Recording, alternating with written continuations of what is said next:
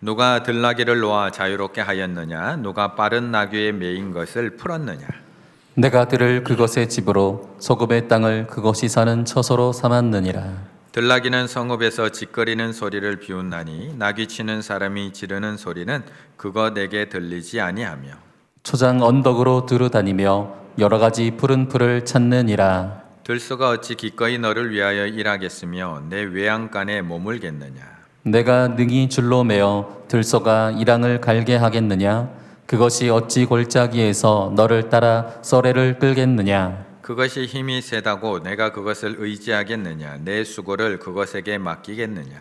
그것이 내 곡식을 집으로 실어오며 내 타작마당에 곡식 모으기를 그것에게 의탁하겠느냐? 타조는 즐거이 날개를 치나 학의 깃털과 날개 같겠느냐? 그것이 알을 땅에 버려두어 흙에서 더워지게 하고 발에 깨어질 것이나 들짐승에게 밟힐 것을 생각하지 아니하고 그 새끼에게 모질게 대함이 제 새끼가 아닌 것처럼 하며 그 고생한 것이 헛되게 될지라도 두려워하지 아니하나니 이는 하나님이 지혜를 베풀지 아니하셨고 총명을 주지 아니함이라. 그러나 그것이 몸을 떨쳐 뛰어갈 때에는 말과 그 위에 탄 자를 우습게 여기느니라. 함께 읽습니다. 말의 힘을 내가 주었느냐? 그 목에 흩날리는 갈기를 내가 입혔느냐? 아멘. 2021년이 아직 며칠 남아 있기는 하지만 주일로는 마지막 주일인 것 같습니다. 올 한 해는 어떻게 지내오셨는지요? 코로나 때문에 그런지 올 한 해는 더 빨리 지나간 것만 같습니다. 내년은 또 어떻게 될까요? 이제 코로나가 좀 잠잠해질까요? 코로나로 힘겹게 보냈던 2년, 이제 내년은 조금 나아질까요? 아니면 내년에도 코로나가 여전히 우리를 힘들게 만들까요? 이렇게 연말이 되면 늘 많은 전망과 예측들이 쏟아져 나오는 것을 볼 수가 있습니다. 내년 트렌드가 이럴 것이다, 내년 흐름이 이럴 것이다 라는 수많은 전문가들의 의견이 우리의 귀에 들려오고 많은 책으로 출간되기도 합니다. 또 내년에 그런 트렌드나 흐름들은 꼭 분야별로 또 다 이야기합니다. 경제 전망, 내년도 패션, 내년도 여러 가지 교육, 내년도 여러 가지 건강에 대한 부분들 다 내년도 전망들 분야의 전문가들이 마치 정해진 미래처럼 우리들에게 많은 것들을 소개하고 이야기합니다. 하지만 그런 책들을 쭉 보고 있노라면, 그런 책들을 많이 이렇게 한번 살펴보고 있노라면 솔직히 제 안에서 나오는 대답은 모른다입니다. 모른다입니다. 여러 가지 이야기를 하고 있습니다. 어떤 분들은 비슷한 이야기를 하고 어떤 분들은 전혀 다른 이야기를 하고 있기도 합니다. 하지만 내년에도 어떻게 될지 저는 모릅니다. 부끄럽지만 이것이 솔직한 대답이 아닐까라는 생각을 해보게 됩니다. 사실 우리는 잘 모릅니다. 저도 이 자리에 서서 마치 많이 아는 것처럼 이야기하고 있어서 그렇지 막상 그것에 대해서 저한테 정확하게 질문을 하시면 사실 저도 모르는 것이 훨씬 더 많습니다. 당대 최고의 철학자였던 소크라테스가 인용해서 유명해진 너 자신을 알라, 너 자신을 알라라는 이 말 자체도 내가 가장 잘 알고 있다고 생각하는 내가 가장 잘 알고 있다고 생각하는 나조차도 잘 모르고 있다 라는 그 무지를 깨우쳐주는 말이 너 자신을 알라라는 말입니다. 소크라테스가 그 당시에 유명했던 현자들, 지혜자들을 찾아가서 질문을 던집니다. 그런데 모든 것을 다 알 것처럼 이야기하던 그 지혜자들이 막상 당신이 알고 있는 것이 무엇입니까? 라고 질문을 했을 때 정확하게 대답해내는 사람이 거의 없더라는 겁니다. 심지어는 그 사람들, 그 지혜자들까지도 자기 자신이 무엇인지, 자기 자신이 무엇을 좋아하는지조차도 정확하게 이야기해내는 사람들이 없더라라는 겁니다. 요즘 많이 사랑받고 있는 요즘 또 소크라테스가 다시 소환됐는데요. 작년 연말에는 우리 나훈아 씨가 테스형을 불러서 한번 소환이 됐었고요. 올해 지금에는 소크라테스 익스프레스라는 책이 많은 사람들에게 사랑받고 있습니다. 14명의 철학자들을 소개하고 있는데 그 중에 가장 중요한 인물이 바로 이 소크라테스입니다. 그 책에서는 우리의 무지를 일깨워주는 그 질문을 현대판으로 바꾸어서 우리에게 소크라테스 입을 통해서 질문을 던지고 있습니다. 아마 자녀를 둔 우리 남자 성도님들, 아빠 성도님들께서는 새해가 되면 내가 좋은 아빠가 되어야지, 새해는 더 좋은 아빠가 되어야지 라는 아마 마음의 소원을 하나쯤은 다 가지고 계실 겁니다. 그런 좋은 아빠가 되고 싶은 그런 바람을 가지고 있는 우리들에게 소크라테스가 이렇게 질문을 한다는 겁니다. 아빠는 무슨 뜻인가? 생물학적인 측면에서 말하고 있는 것인가? 그러면 저자가 거기에 대답하는 겁니다. 아니요. 사실 우리 딸은 입양한 딸입니다. 사실 그 저자의 딸은 정말 입양한 딸입니다. 그러니까 생물학적으로 낳았다고 해서 아빠는 아니다라는 겁니다. 그러니까 아빠라는 것은 생물학적인 의미 이상이다? 물론 그렇죠. 그렇다면 무엇으로 아빠를 정의할 수 있는가? 누구냐면 남성이고 어린아이를 돌보는 사람이죠. 그래? 그렇다면 만약 내가 몇 시간가량 당신의 딸을 데리고 델포이를 다녀온다면 나는 당신 딸의 아버지가 되는 건가? 남성이고 어린아이를 돌봤는데. 당연히 아니죠, 소크라테스. 아빠가 된다는 것은 훨씬 더 많은 것을 수반하게 됩니다. 그렇다면 무엇이 어린아이를 돌보는 성인 남성과 아빠의 자격을 가진 성인 남성을 구분한단 말인가? 사랑이죠. 아빠를 아빠로 만드는 것은 바로 사랑입니다. 훌륭해. 대답 마음에 들어. 물론 다시 사랑에 대해서는 정의해야 되겠지만 그건 다음으로 미뤄두세. 자, 자네는 좋은 아빠가 되고 싶은가? 네, 그럼요. 저는 정말 그러고 싶습니다. 그렇다면 좋다는 건 뭔가? 좋은 아빠라고 하는데 그 좋은 아빠에서 좋다는 건 도대체 무엇을 의미하는 건가? 이 점에서 내가 아는 게 없다는 사실을 고백한다. 이 질문을 받으면서 나는 좋은 아빠가 되고 싶어. 난 좋은 아빠가 될 거라고 하는데 그 좋은 내 의미를 모른다는 겁니다. 애매한 개념, 만화 같은 불완전한 이미지만이 머릿속에 떠오른다. 썬데이 아이스크림과 밴드 발표회, 축구 연습, 숙제 도와주기, 대학 투어, 아이들이 축 처져 있을 때 농담하기, 지치지 않았을 때도 농담해주기, 친구네 집 잔 아이를 가서 데려오기, 당근과 채찍 중에서 주로 당근을 사용하기. 소크라테스는 이렇게 말할 것입니다. 좋은 이미지들이군. 하지만 이것이 도대체 뭘 보여준다는 것인가? 자네는 좋은 아빠가 무슨 의미인지를 잘 모르고 있어. 그렇지 않은가? 그러면서 마지막 철학적 비수를 꽂으며 소크라테스는 내가 그 뜻을 정확하게 이해하기 전에는, 좋은 아빠라는 뜻을 정확하게 이해하기 전에는 절대 좋은 아빠가 될 수 없다고 이야기합니다. 나는 지금까지 환영을 쫓고 있었다. 소크라테스가 보기에는 잘못된 양육을 비롯한 모든 악행은 악의가 아닌 무지에서 나온다. 좋은이라는 뜻을 몰라서 좋다고 하는 행동들이 도리어 아이를 아프게 하고 아이에게 나쁜 영향을 미칠 수 있다. 만약 우리의 실수가 미칠 영향을 제대로 이해했다면 내가 아이에게 말하는 이 말 한마디가 아이에게 어떤 비수가 돼서 꽂히는지를 내가 알고 있었다면 우리는 그런 실수를 저지르지 않았을 것이다. 몰라서 무지해서 그 짓을 하는 것이다. 특정 동목에 대한 참된 이해는 도덕적인 행동으로 이어진다. 자동적으로 좋은 아빠가 무슨 뜻인지 아는 것, 참으로 아는 것, 곧 좋은 아빠가 되는 것과 같다. 이렇게 소크라테스는 끊임없는 질문을 통해서 내가 무지하다는 것을 인정하게 만듭니다. 그리고 거기에서부터 아는 것의 새로운 지식을 만들어가게 해준다라는 것입니다. 이처럼 우리는 아빠, 좋은, 그게 무엇입니까? 라는 질문 앞에서 우리의 무지함을 인정하게 됩니다. 그렇다면 한 철학자의 질문 앞에서도 우리의 모름을 이렇게 인정할 수밖에 없다면 하나님의 질문 앞에서, 하나님의 물음 앞에서 우리는 무엇을 발견할 수 있을까요? 내가 어떤 존재라는 것을 발견할 수 있을까요? 욥기 38장 2절의 말씀을 함께 읽습니다. 무지한 말로 생각을 어둡게 하는 자가 누구냐? 지금까지 세 친구가 욥에게 자신 있게 자신들의 주장을 이야기할 수 있었던 이유가 무엇일까요? 지금까지 욥이 세 친구가 그렇게 공박함에도 불구하고 조금도 주눅들지 않고 자신 있게 그렇게 변론할 수 있었던 이유가 무엇일까요? 마지막까지 엘리후가 등장을 해서 욥에게 4번에 걸쳐서 자신의 주장을 거침없이 쏟아낼 수 있었던 이유가 무엇일까요?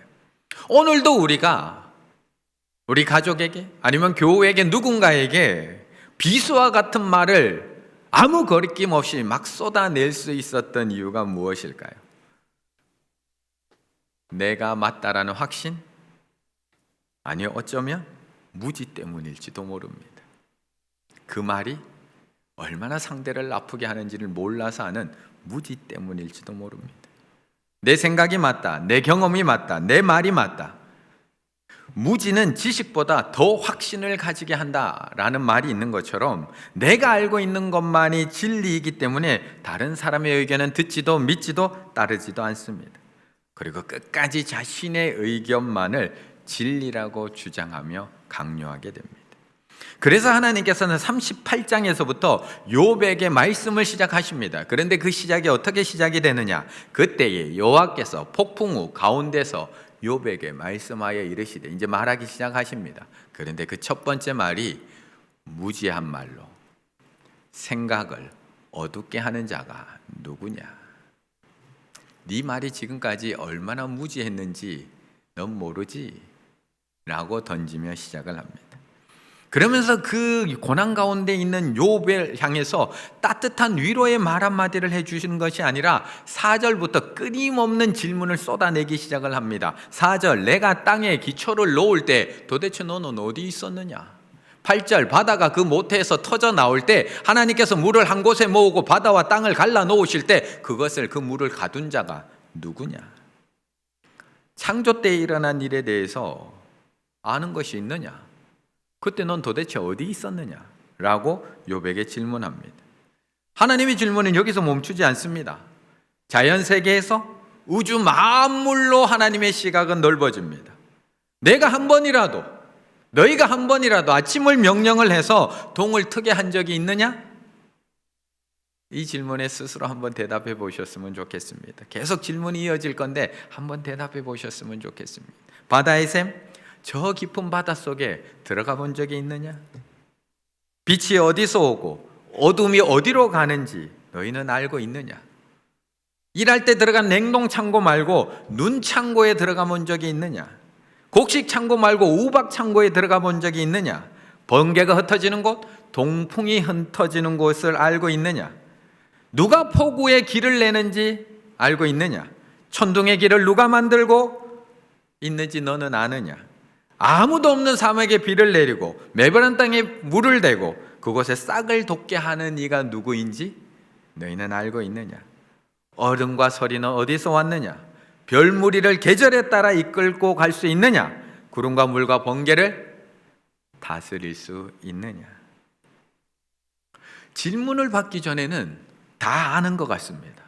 날씨를 보면서도 다 아는 것 같습니다. 어디서 바람이 불어오고 어디로 사라지고 별이 어떻게 되는지 우리는 다 아는 것 같습니다. 지구가 도는 것처럼 별자리가 바뀌는 걸 보면서 우리는 다 아는 것 같습니다. 어렴풋이 대략적으로 뭔가 아는 것 같습니다. 모르면 네이버에 물어보든지 쉬리야, 지니야 물어보면 다 가르쳐 줄 것 같습니다. 그런데 막상 이렇게 구체적으로 질문을 받고 나면, 제 딸아이에게라도 질문 한번 받고 나면 내가 얼마나 무지한지 금방 알게 됩니다. 그리고 지금까지 내가 얼마나 무지한 말로 날씨가 왜 이래? 공기가 왜 이래? 내가 얼마나 무지한 말로 자연이 어떻고 인간이 어떻고 나라가 어떻고 교회가 어떻고 누군가 당하는 고난이 어떻고 내가 얼마나 무지한 말로 생각을 어둡게 했는지 그 질문을 받고 나서야 깨닫게 된다는 것입니다. 다메섹으로 가는 도상에서 예수님을 만나고 주님의 음성을 직접 들은 사람은 사도 바울입니다. 주의 환상과 계시를 말하는 사도 바울. 예수님을 위해서 5번 매를 맞고 3번 태장을 맞고 배가 3번 파손되는 경험을 한 사도 바울, 그 배 안에서 너는 죽지 아니하리라 라는 하나님의 음성을 들었던 사도 바울, 셋째 하늘까지 이끌려 올라가 본 사도 바울, 성경 신약 성경 27권 중에 무려 13권을 쓴 사도 바울. 그렇다면 그는 다 알고 있을까요?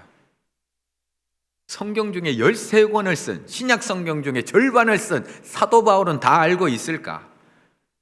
그는 하나님 앞에 이렇게 고백을 합니다. 우리가 지금은 거울로 보는 것 같이 희미하나 그때는 얼굴과 얼굴을 대하여 볼 것이요, 지금은 내가 부분적으로 아나.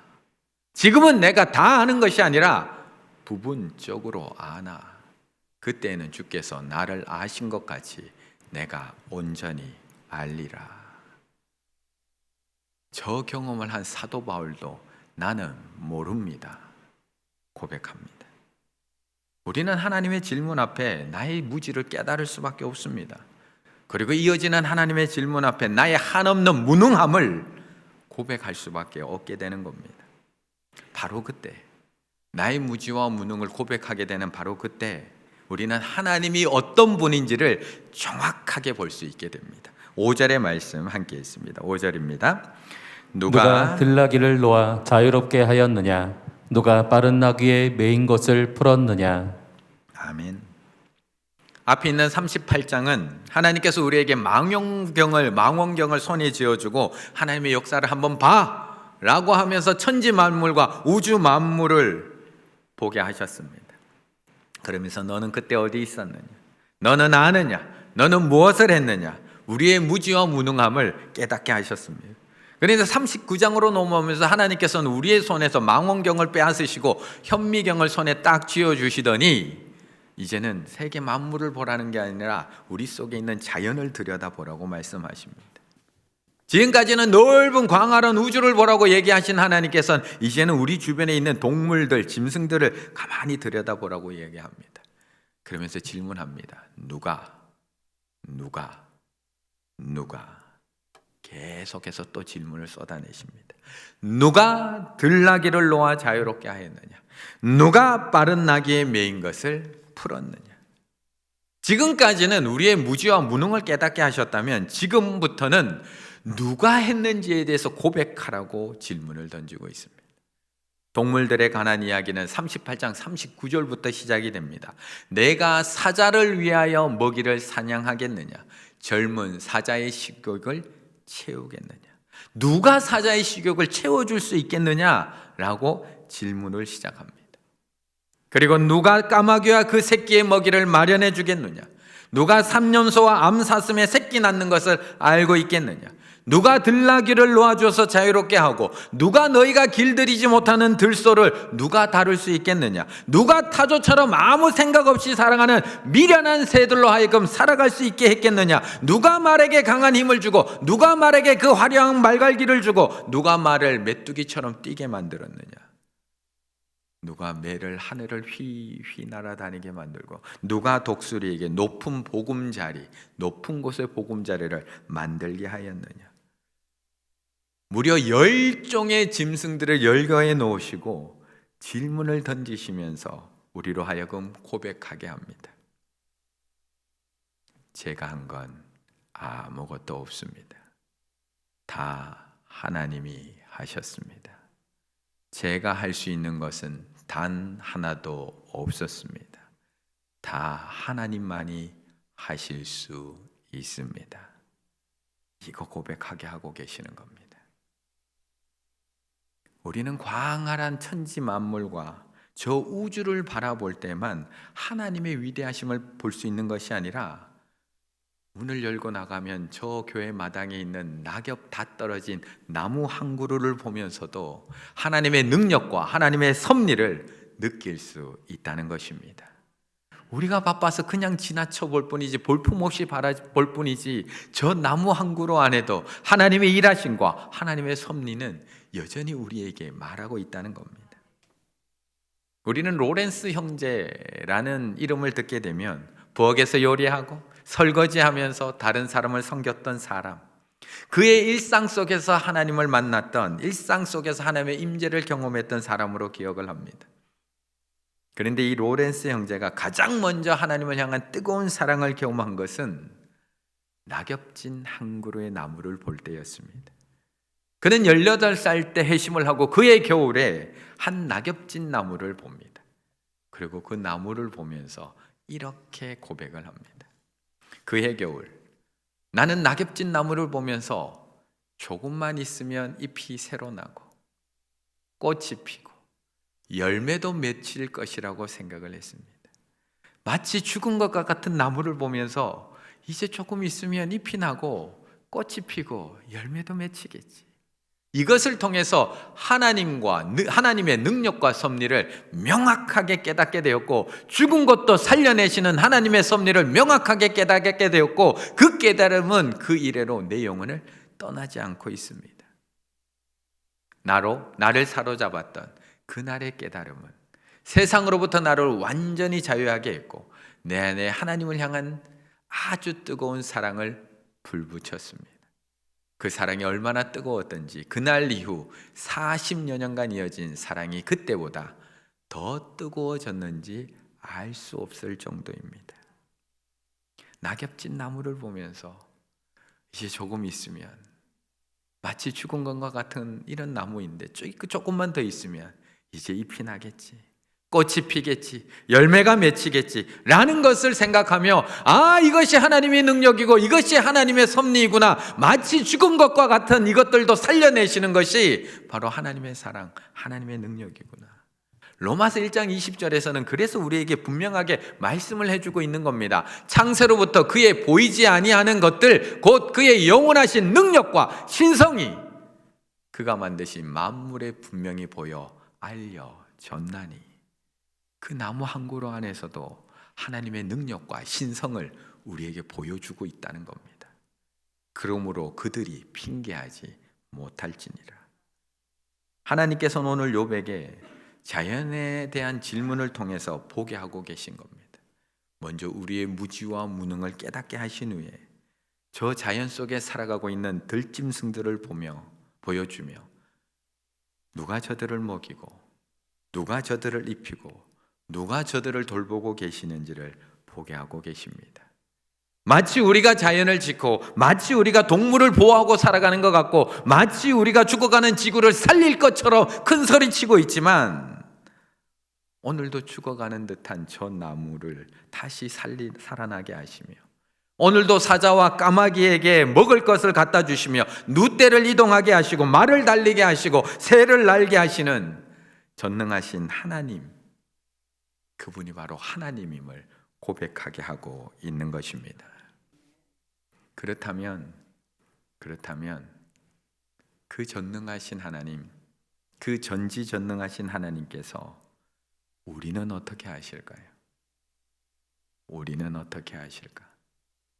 어제는 하나님께서 욥에게 나타나셔서 천지 만물과 우주를 보여주시고, 오늘은 하나님께서 10가지 들짐승들을 보여주시며 저들을 먹이고 입히고 돌보고 있는 존재가 바로 나라는 것을 보여주시는 이유가 무엇일까요?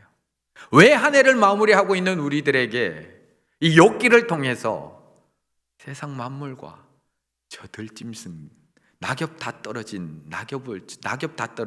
저 앙상한 나무를 보여주시는 걸까? 38장 41절의 말씀을 함께 읽겠습니다. 까마귀 새끼가 하나님을 향하여 부르짖으며 먹을 것이 없어서 허우적거릴 때에 그것을 위하여 먹이를 마련하는 이가 누구냐? 아멘. 그 전지전능하신 하나님께서 지금은 무엇을 하고 계실까요? 세상 만물을 창조하시고 우주 만물을 오늘도 운행하고 계시며, 먹을 것이 없어서 허우적거리고 있는 까마귀 새끼들까지, 먹을 것이 없어서 허우적거리고 있는 그 까마귀 새끼까지도 먹을 것을 챙겨주고 계시는 하나님께서 지금 이 순간에는 무엇을 하고 계실까요? 너는 마치 내가 너를 버려둔 것처럼 이야기하고 있지만 다 하나님이 주셨다는 것입니다. 너는 마치 내가 공의롭지 않고 내가 아무것도 하고 있지 않는 것처럼 이야기하고 있지만 하나님은 지금도 다 돌보고 계시다는 겁니다. 지금도 모든 것을 운행하고 계시고 모든 것을 먹이고 계시고 모든 것을 인도하고 계시고 만물들을 살게 하고 있는 것이 바로 나라는 것입니다. 그래서 여전히 무지함 속에 알지 못해서 걱정과 염려에 휩싸여 살아가고 있는 우리들에게 이 땅에 오신 예수님께서 이렇게 얘기해 주시는 겁니다. 공중에 새를 보라. 마치 열종의 들짐승들을 하나님께서 보여주시며 이야기하는 것처럼 공중에 새를 보라. 심지도 않고 거두지도 않고 창고에 모아 들이지도 아니하되 너희 하늘 아버지께서 전지전능하신 하늘 아버지께서 기르시나니 너희는 이것들보다 귀하지 아니하냐. 먹을 것이 없어서 허우적거리고 있는 까마귀 새끼를 먹이시는 분, 너희 하늘 아버지.